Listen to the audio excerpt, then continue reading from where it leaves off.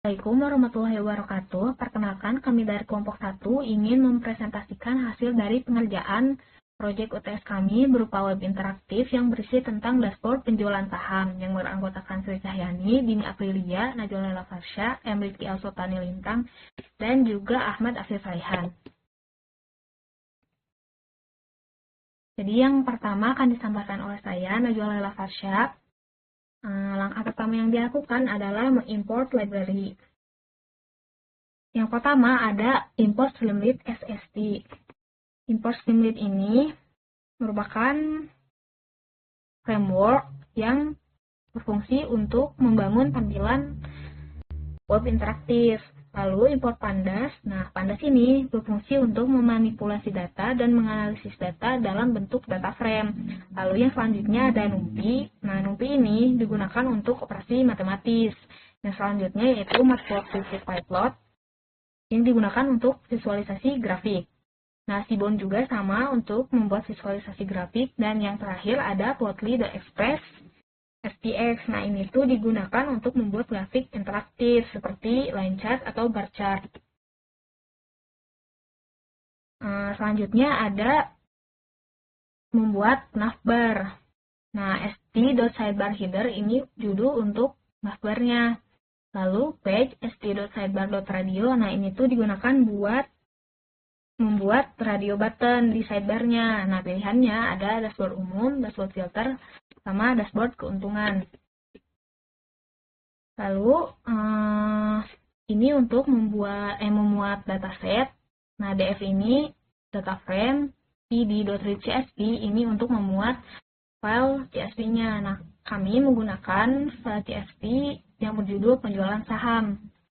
Lalu yang selanjutnya ada kode untuk halaman dashboard umum. Nah, if page dashboard umum, nah ini dijalankan di dashboard umum, st markdown h1 style. Nah, ini tuh format untuk judul halamannya. H1 style ini header 1, style text align tuh posisi si teksnya tuh berada di center atau di tengah. Jadi dashboard data saham ini akan ada di tengah halaman. Nah, untuk unsave allow HTML ini tuh mengizinkan si Streamlit itu merender HTML.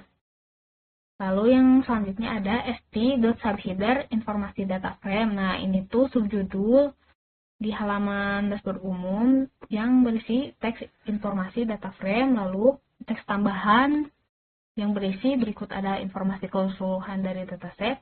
Lalu st-write, df-info, nah ini tuh yang menampilkan informasi struktur data frame-nya. Nah, yang selanjutnya ada st-subheader, data frame keseluruhan, ini dan st-data frame ps. Nah, ini tuh berfungsi untuk menampilkan seluruh data dalam data frame. Yang selanjutnya menampilkan statistik deskriptif untuk kolom numerik. Nah, ini ada judulnya yaitu statistik deskriptif dan st-write, df-describe. Nah, ini tuh fungsi yang digunakan untuk menampilkannya. Nah, ini merupakan contoh output dari kode st-subheader dataframe keseluruhan ini, lalu st.dataframe ds. Nah, jadi ini seluruh data dari dataframe-nya akan ditampilkan. Yang selanjutnya yaitu ini output dari kode st-subheader statistik deskriptif. Nah, ini judulnya, lalu st.write df-describe. Nah, ini statistik deskriptif untuk kolomnya.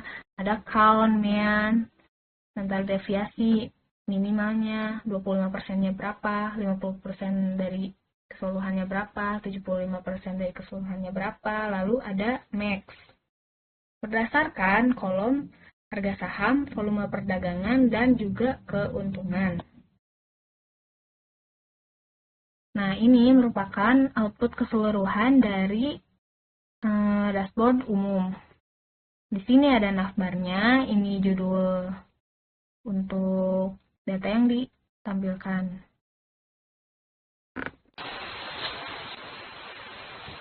Oke, di sini saya akan menjelaskan halaman dashboard filter. Nah, sintaks pada gambar tersebut merupakan sintaks untuk membuat halaman dashboard filter. Untuk lebih lanjut,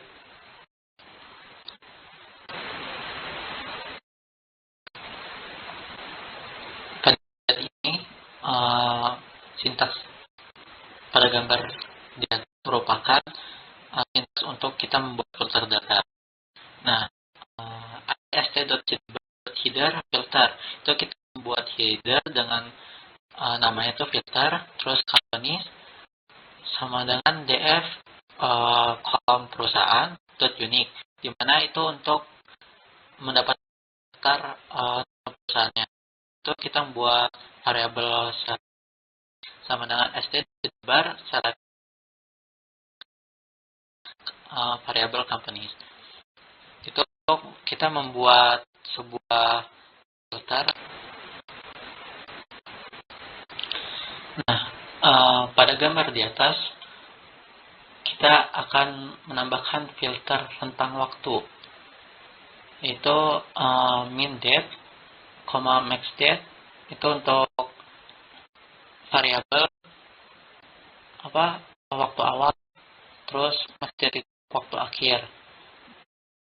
pd.date pilih kolom tanggal,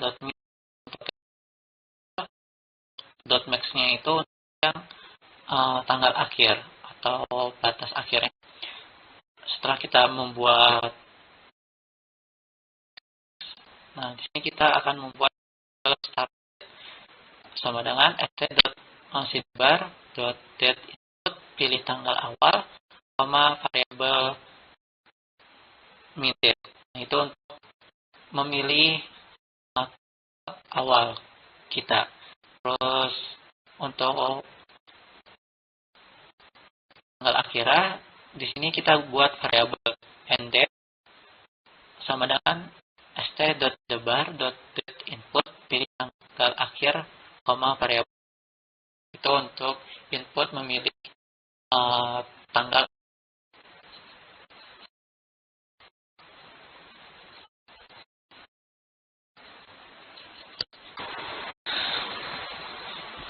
Lanjut, pada slide ini dapat dilihat bahwa gambar di atas merupakan sintaks untuk menampilkan filter untuk memilih kolom yang akan kita tampilkan.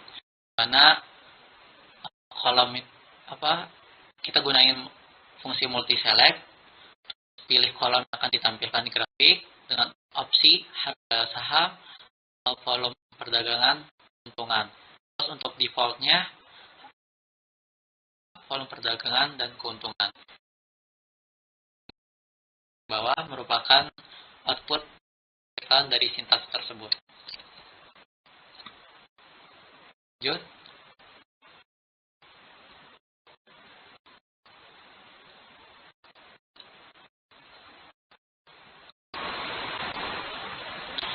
Nah, pada gambar di atas merupakan sintaks untuk memfilter data berdasarkan perusahaan dan rentan waktu dan menampilkan hasil informasi dataset yang sudah filter tadi.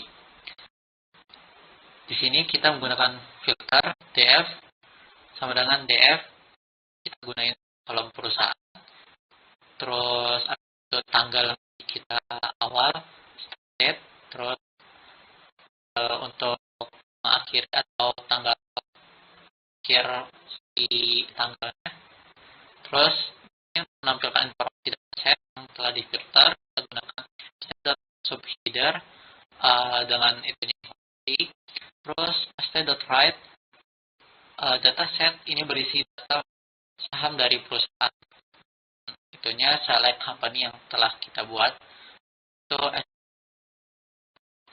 .info. Nah, ditampilkan info data saham suatu perusahaan telah kita analisis.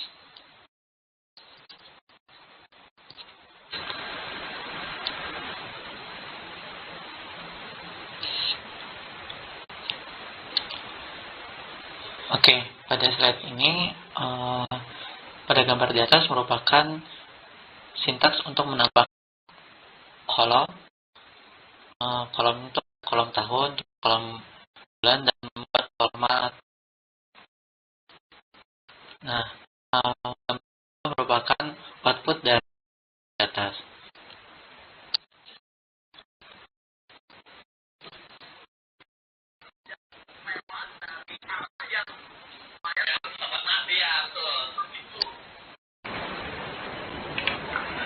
Oke, melanjutkan presentasi dari teman saya ya. Untuk bagian saya di sini saya akan menjelaskan bagian tren harian harga saham, volume perdagangan dan keuntungan dari perusahaan yang kita filter. Nah, di sini kita memilih perusahaan Indomaret berdasarkan filter yang sudah ada gitu. Di sini adalah sintaks keseluruhannya. Jadi di sini kita menggunakan menggunakan beberapa grafik agar bisa tampil dalam grafik garis ya. Dan di sini kita lanjutkan dulu ya. Nah, di sini untuk tren harga saham itu grafiknya berdasarkan tanggal dan juga harga sahamnya. Jadi di sini dia menampilkan tren harian harga saham Indomaret berdasarkan dari Januari 2024 sampai beberapa bulan dan tahun setelahnya. Bisa dilihat di sini grafiknya naik turun ya gitu. Terbilang cukup tidak stabil antar bulannya. Dan ini menggunakan grafik plotly untuk menampilkan grafik garis seperti ini. Berdasarkan sintaksnya di sini kita menggunakan text.line. Text.line itu maksudnya ya, grafik garis seperti ini. Berdasarkan X itu sama dengan tanggalnya, Y-nya itu harga sahamnya. Dengan judul tren harian harga saham. Berdasarkan selected company, karena di sini kita memilih berdasarkan filternya adalah perusahaan Indomaret, maka yang kita tampilkan adalah tren harian harga saham berdasarkan perusahaan Indomaret. Selanjutnya menampilkan grafik plotly juga, grafik garis. Kalau yang sekarang ini mengenai tren harian volume perdagangan Indomaret. Nah, di sini kita menggunakan tanggal juga, dan juga kalau yang tadi itu menggunakan harga saham, sekarang kita menggunakan data dari volume perdagangan. Dengan judul tren harian volume perdagangan, selected company-nya adalah Indomaret.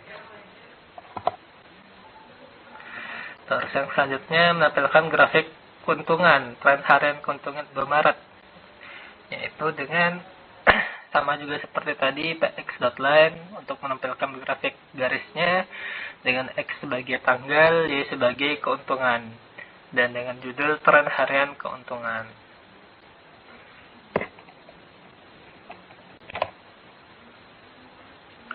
Nah, terus di sini kita juga membuat ringkasan statistiknya agar data intinya bisa kita lihat secara tertulis ya gitu. Di sini kita yang kita tampilkan adalah nama perusahaannya, total harga sahamnya, total volume perdagangannya, total keuntungannya, rata-rata harga sahamnya, rata-rata volume perdagangannya, dan juga rata-rata keuntungannya. Bisa dilihat di pemrogramannya. Di sini kita menggunakan fungsi sum untuk melihat total dari harga saham dan volume perdagangannya serta total keuntungannya, dan kita menggunakan fungsi min untuk mencari rata-rata dari harga saham, volume perdagangan, dan juga keuntungannya. Dan di sini kita membuat fungsi itunya dulu, fungsi matematisnya dulu di atas, terus kita menampilkan menggunakan st.write di bagian bawahnya sehingga bisa tertampil secara tertulis seperti ini. Oke. Untuk secara garis besar hasil akhirnya seperti ini. Jadi ada sesuai dengan filternya, kita menggunakan harga saham, volume perdagangan, dan juga keuntungan. Berdasarkan tanggal awalnya 1 Januari 2024 sampai 2026 ya di sini ya gitu. Kalau di sini, walaupun ya agak over juga sih sebenarnya pilihan tanggalnya.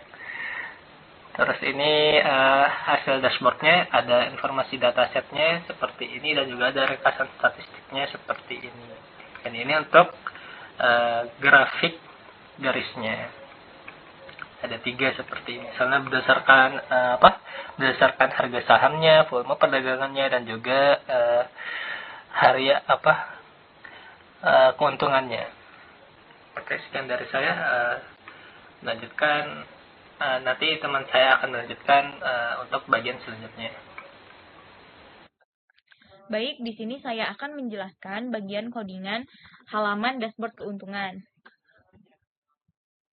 Yang pertama yaitu kita akan menampilkan judul halaman dengan menggunakan fungsi st markdown dengan judul dashboard keuntungan saham antar perusahaan. Yang kedua, di sini ada kode untuk menampilkan sidebar yang berisikan pilihan tahun, bulan, serta perusahaan yang diinginkan.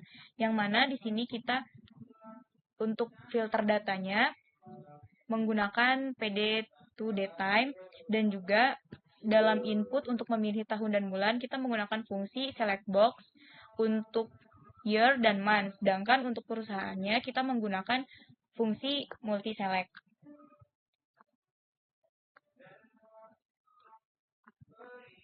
Selanjutnya di sini ada kode untuk menghitung total keuntungan per tahun untuk setiap perusahaan, yang mana di sini kita menggunakan fungsi group by untuk menggrupkan tahun perusahaan dan serta keuntungan.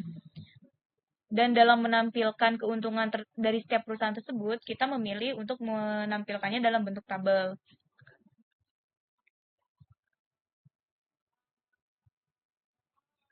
Selanjutnya yaitu menampilkan grafik interaktif untuk perbandingan keuntungan antar perusahaan. Nah, di sini dalam menampilkan perbandingan keuntungan antar perusahaannya itu, kita menggunakan plotly chart-nya itu berupa bar chart, yang mana untuk garis X-nya kita menggunakan tahun, sedangkan untuk grafik Y-nya kita menggunakan keuntungan. Dan perusahaan itu kita bandingkan dalam bentuk warna, yang mana bisa dilihat dalam gambar, yaitu ada warna biru tua dan biru muda. Yang mana biru muda itu merupakan perusahaan gudang garam, dan biru tua itu merupakan perusahaan Indofood. Dan dapat dilihat dari hasilnya bahwa perusahaan Indofood itu memiliki keuntungan lebih besar daripada perusahaan gudang garam. Melanjutkan penjelasan sebelumnya, di sini saya akan membahas slide ini sampai slide terakhir. Di sini terdapat kode yang menampilkan sebuah grafik, yaitu bar chart yang digunakan untuk membandingkan keuntungan antar dua perusahaan, yaitu Gudang Garam dan Indofood, yang ingin dilihat itu pada bulan Januari 2024. Jadi di sini kita bisa melihat bahwa bar chart yang paling tinggi itu milik Indofood senilai 80 M dan Gudang Garam 57 M. Slide berikutnya, dari kode di atas ini ada beberapa kode yang digunakan untuk menampilkan kesimpulan, keuntungan, dan menentukan perusahaan dengan keuntungan terbesar. Jadi kesimpulan dari seluruh penjelasan materi ini yang memiliki banyak keuntungan adalah Indofood sesuai dengan si bar chart tadi. Cuman kalau yang di kesimpulan ini dia itu versi lebih jelasnya, yaitu karena dia pakai numerik, jadi angka-angkanya itu lebih terlihat semua. Di Indofood ini ada mendapat keuntungan 80,744 sekian, dan Gudang Garam mendapat keuntungan 57,158 sekian-sekian. Jadi kesimpulan menggunakan kalimatnya adalah Indofood dengan total keuntungan 80,744 sekian. Nah, ini adalah slide terakhir, yaitu menampilkan dashboard keuntungan saham antar perusahaan keseluruhan. Jadi untuk mendapatkan hasil ini di webnya, jadi kita pilih dulu di navigasi ini dashboard keuntungan, karena yang mau kita cari adalah keuntungan perusahaan. Lalu di filter berbandingan ini kita bisa pilih tahun, jadi kami di sini memilih tahun 2024, lalu bulannya itu kami memilih Januari, dan perusahaannya itu kita untuk perbandingan memilih Gudang Garam dan Indofood. Di sini hasil outputnya yang pertama itu perbandingan keuntungan menggunakan tabel, lalu yang kedua ini menggunakan grafik bar chart, dan yang terakhir ini kesimpulannya. Baik, itu saja yang dapat kami sampaikan. Apabila ada kesalahan kata atau penjelasan yang kurang dapat dimengerti, kami mohon maaf. Kami akhiri. Wassalamualaikum warahmatullahi wabarakatuh.